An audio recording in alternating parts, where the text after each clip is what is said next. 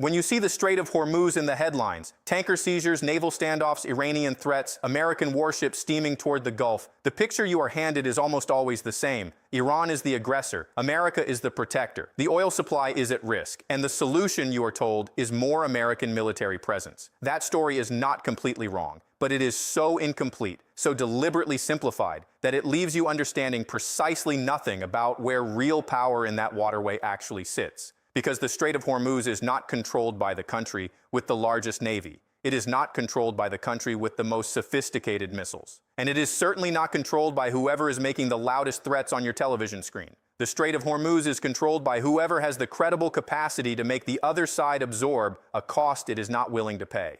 And when you run that analysis properly, through the cold logic of geography, military doctrine, and economic architecture, the answer you arrive at is one that almost nobody in Western media will say plainly. Not because they haven't noticed, but because the moment you say it plainly, the story they have been selling you for 4 decades falls apart entirely. By the end of this, you will understand the actual power structure of the Strait of Hormuz more precisely than the vast majority of people who write about it professionally. And what you understand will tell you something important. Not just about Iran and America, but about a world order being quietly renegotiated, one decision at a time. 21 million barrels of oil per day. That is the volume moving through the Strait of Hormuz as of 2024, according to the U.S. Energy Information Administration. 21 million barrels every single day. That figure represents 21% of all petroleum traded on the entire planet.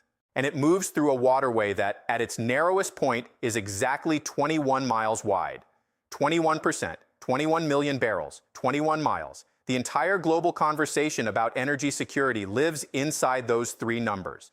What I'm going to walk you through are 3 things that Western coverage consistently gets wrong about who holds real power in that 21-mile corridor. The first is the geography, which is not what you've been shown. The second is the doctrine, a 4-word military strategy with a name you should know, because it explains 40 years of Gulf policy in a single sentence.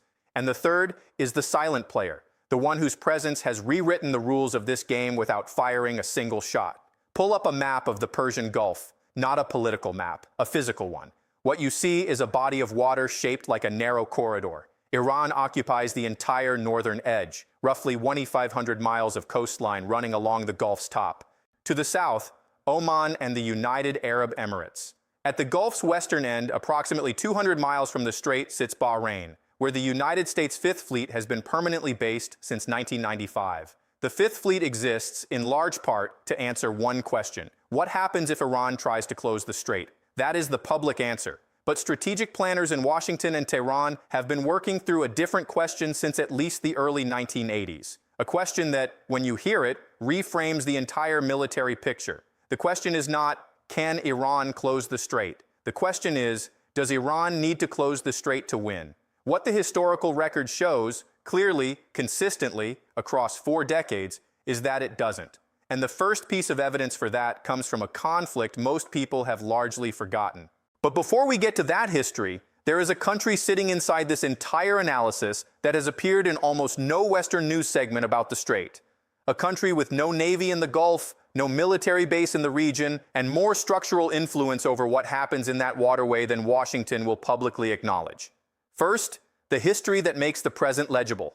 In 1987 and 1988, during what historians call the Tanker War, the final phase of the Iran-Iraq conflict, Iran mined the Persian Gulf, attacked oil tankers flying Kuwaiti and American flags, and brought global energy markets to the edge of panic. The United States Navy reflagged Kuwaiti tankers, deployed warships, and entered into a series of direct military skirmishes with Iranian forces. There were genuine firefights. An American frigate, the USS Stark, was struck by an Iraqi Exocet missile, killing 37 American sailors. American helicopters attacked Iranian oil platforms in retaliatory strikes. Here is what happened to global oil prices during the worst months of that conflict. They rose between 40 and 60%. Iran never closed the strait. It didn't need to. The threat alone, the visual of tankers being struck, the perception of unsafe passage, was sufficient to move global markets and impose real economic costs on American allies. The physical closure of the waterway was never the strategic objective. Disruption was the objective, and disruption was achieved without Iran winning a single conventional naval engagement.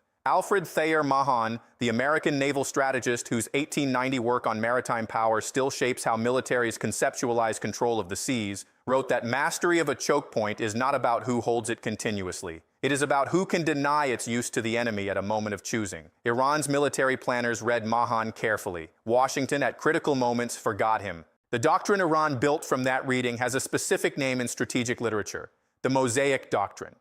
And it deserves a careful explanation because it completely reframes the question of power in the Gulf.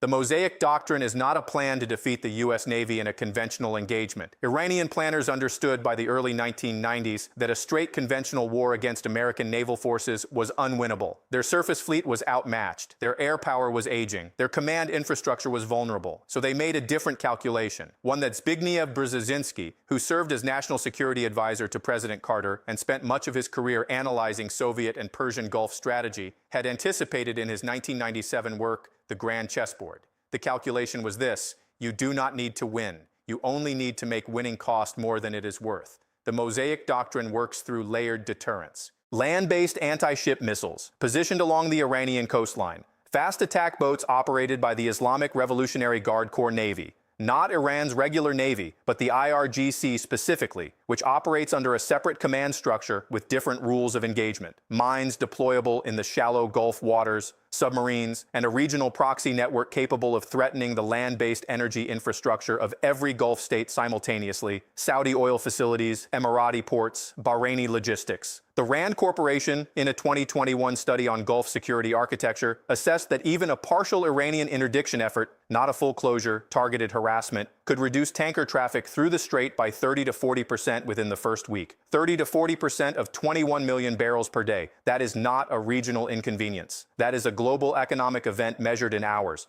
Here is where this stops being a story about Iran and America and becomes something that touches every country on Earth, including the one country sitting quietly at the center of this game with no warships and all the structural leverage. That country is China. This is the piece of the analysis that Western coverage almost never presents directly. And the reason it avoids it is that the moment you place China at the center of this picture, the entire narrative of America protects the free world's oil collapses into something far more complicated than a news segment can accommodate.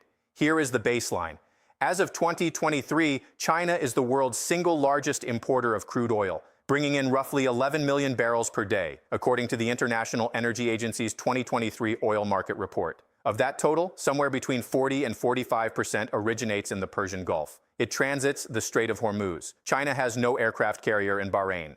China has no military base in the Gulf. China cannot reopen the strait militarily if Iran moves to close it. What China has is more useful than a carrier group in peacetime and more dangerous in crisis: a financial architecture. Iran, under the weight of Western sanctions that have effectively severed it from dollar-denominated trade since 2018, has survived economically in large part because of Chinese demand for its oil. In 2023, China was purchasing between 1 and 1.5 million barrels of Iranian crude per day, according to cargo tracking data compiled by Kepler and Vortexa, the two most precise independent maritime data firms in the world. That oil moves at a sharp discount, sometimes $30 to $40 below international market price, making it extraordinarily valuable to Chinese refiners operating on thin margins. This creates what strategic analysts describe as a structured mutual dependency. China needs Iranian oil at discount prices. Iran needs Chinese revenue to fund its government, and that mutual need gives Beijing a form of influence over Iranian decision-making,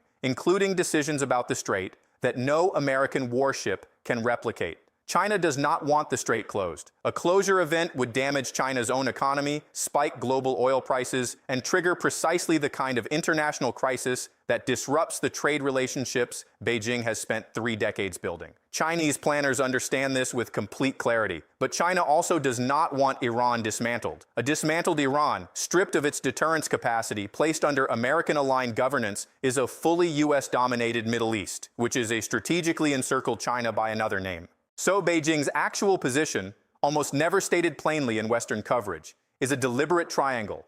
Keep the strait open, keep Iran viable, and keep America's military reach checked by maintaining a credible deterrent on the northern shore. Accomplish all three not through military force, but through economic architecture and selective diplomacy. This is why, when you examine Chinese behavior in the region, the 2023 Beijing brokered normalization agreement between Iran and Saudi Arabia, which Western media treated as a curiosity, China's consistent opposition to escalating sanctions, its infrastructure investment across Gulf states through the Belt and Road Initiative, it does not look like opportunism. It looks like a patient, multi-decade, deliberately sequenced strategy. Henry Kissinger, in his final book Leadership published in 2022, observed that the defining question of this century was whether rising and established powers could find a framework for coexistence, or whether competition would follow the historical pattern of hegemonic transition and end in direct conflict. His word for the viable alternative was not peace, it was equilibrium. The Strait of Hormuz is a place where that equilibrium is tested daily. And here is where your wallet enters the story directly. If the strait were disrupted for even 30 days, not closed, disrupted, the International Energy Agency's own scenario modeling, published in the 2022 World Energy Outlook, projected crude oil prices reaching between $150 and $180 per barrel. At that price, gasoline in major consuming economies moves above $8 to $10 per gallon. Supply chains for plastics, fertilizers, and freight shipping cease. Food prices, which track energy costs directly, move sharply upward. The families absorbing that shock first are not sitting in policy meetings. They are standing in supermarkets, calculating what they can afford this week. Now, take a deep breath before I walk you through the specific trigger scenario. Not the theory, the mechanism. The one that naval war planners, not journalists, not think tanks, actual operational war planners, have consistently identified as the most probable starting point. The question that never gets answered on television is this: what actually starts a Strait of Hormuz closure? Not the theory, the specific mechanism. Because the answer reveals why control of the strait is not fundamentally a military question and never has been. The scenario does not begin with a grand Iranian declaration. It does not begin with a formal blockade announcement or a speech from Tehran. The historical pattern, and there is a pattern because this has come dangerously close to happening before, begins with an incident. A tanker gets seized, or an unmanned naval drone is shot down over disputed international waters, or an IRGC fast attack boat fires warning shots that are interpreted differently by two sides operating under different rules of engagement, with different command chains, different communication protocols, and different internal thresholds for what constitutes a provocation. And in the hours after that incident, before any diplomatic channel has time to engage, before any political leader has spoken, financial markets react. This is not speculation. This happened in April and May of 2019, when a series of tanker attacks near the Omani coast, attributed to Iran by American and British intelligence, sent the cost of Gulf shipping into a documented crisis. Lloyd's of London reported that war risk insurance premiums on tanker routes through the strait increased by 300 to 400% within weeks of the incidents. Tanker owners began rerouting. Some suspended Gulf transits entirely. Iran denied direct operational involvement, but oil markets do not operate on verdicts. They operate on probability, and the probability of further disruption in the perception of every insurance underwriter, every shipping operator, every crude oil purchaser on the planet was enough to move the market. Now consider the gap between the official Western narrative of those 2019 incidents, Iran attacked those tankers, and the observable evidentiary record, no publicly released forensic chain of custody, no UN Security Council finding, and multiple regional actors with documented interests in escalating American-Iranian tension. That gap was substantial. It received almost no serious examination in mainstream Western coverage. Before I continue, something deserves a full stop. Between 2003 and 2023, the Costs of War project at Brown University documented approximately 900,000 deaths from direct violence across the conflicts in Iraq, Afghanistan, Syria, and Yemen. 900,000 people. Sailors and farmers, engineers and teachers, children, people who had families, futures, and names, not statistics. The strategic decisions made about Gulf access, about who holds power in this corridor, about which threats are tolerated and which are met with military force. Those decisions shaped the conditions that produce that violence. Acknowledging that is not political commentary. It is the necessary moral weight of serious analysis. Those figures sit behind every calculation that follows. Now, the probability. The U.S. Energy Information Administration has assessed the probability of a significant Strait of Hormuz disruption event, not a full closure, a significant disruption, at between 15 and 20% in any given 12-month period. That number is not static, it has been rising, and over a 5-year window, the compounding probability of at least one significant disruption event exceeds 60%. 60%. Every serious student of strategic history recognizes the historical parallel immediately. The Suez Crisis of 1956, when Egypt's Nasser nationalized the canal and Britain and France launched a military operation to retake it, was not resolved by military force. America told Britain to stop. The canal remained disrupted for months. European economies dependent on Gulf oil transiting Suez faced acute supply shortages. Economic damage was severe and immediate. What Suez established, definitively, for any analyst who has studied it, is that a maritime choke point is never a purely military problem. It is a political problem. The entity capable of imposing costs on the other side at a level below the threshold that triggers uncontrolled escalation. That entity holds real structural power. The United States can reopen the strait by force. That is not in serious dispute. But at what political price? China watches every move. Global oil markets react within hours, not days. American domestic audiences ask why gasoline has reached record levels. And Iran, even under maximum sanctions pressure, even degraded, has demonstrated a sustained capacity to impose precisely the kind of distributed, asymmetric damage that conventional military force cannot suppress cleanly without crossing escalation thresholds that no American administration has been willing to approach. That is not weakness. That is precisely calibrated deterrence. And right now, it is functioning exactly as designed. The people who see the real map are the ones who navigate what comes next. Step back from the operational scenario for a moment, because here is what all of this, the geography, the Mosaic Doctrine, China's financial architecture, the 60% probability window, the Suez parallel, actually means for anyone trying to understand where this resolves. What I want you to take from this is not fear. Fear is not useful. What is useful is clarity. Because when you understand the actual structure of power around the Strait of Hormuz, not the simplified television version, not the version that requires a clear villain and a clear protector, you can see what is building before the headlines announce it. Now, the counter-argument deserves a fair hearing, because serious analysts, credible people at the Council on Foreign Relations, the International Institute for Strategic Studies, and the Brookings Institution look at everything I have just walked you through and arrive somewhere considerably calmer. Their argument is essentially this. The strait has been threatened continuously for 40 years and has never actually closed. Every party with a meaningful stake in that waterway, including Iran, which exports its own oil through it, has a structural economic incentive to keep it open.